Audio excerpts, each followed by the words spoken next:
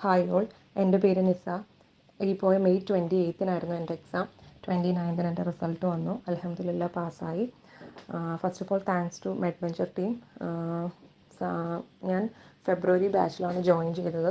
4 മന്തായി join ചെയ്തിട്ട്. അതിൽ first 2 month material full പഠിച്ചു, സാറിൻ്റെ ക്ലാസ് ഫുള്ള് കേട്ടു.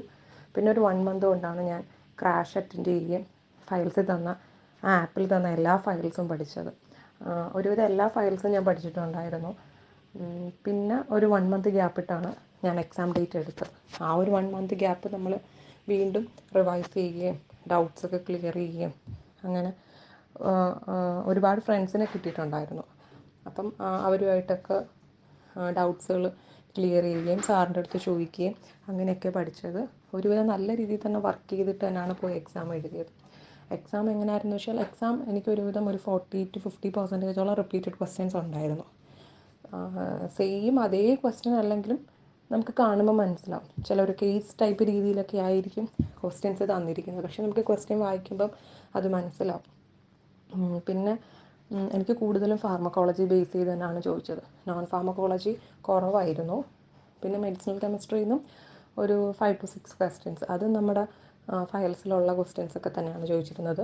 കാൽക്കുലേഷൻ ഒരു 10 ക്വസ്റ്റ്യൻസ് ഉണ്ടായിരുന്നു. അതിലൊരു 5 to 6 എനിക്ക് കുഴപ്പമില്ലായിരുന്നു.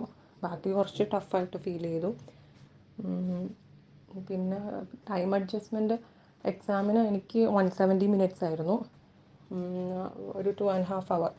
അപ്പം അതിൽ ഒരു 1.5 hour കൊണ്ട് ഞാൻ 150 ക്വസ്റ്റ്യൻസ് കവർ ചെയ്ത് പോയായിരുന്നു. അതിൽ അറിയാവുന്നതെല്ലാം സ്പീഡ് ചെയ്തിട്ട് അറിയാത്തതെല്ലാം ഒരു തവണ വായിക്കുമ്പോൾ തന്നെ അറിയില്ല എന്നുണ്ടെങ്കിൽ ഞാൻ ഫ്ലാഗ് ചെയ്ത് പോകുമായിരുന്നു.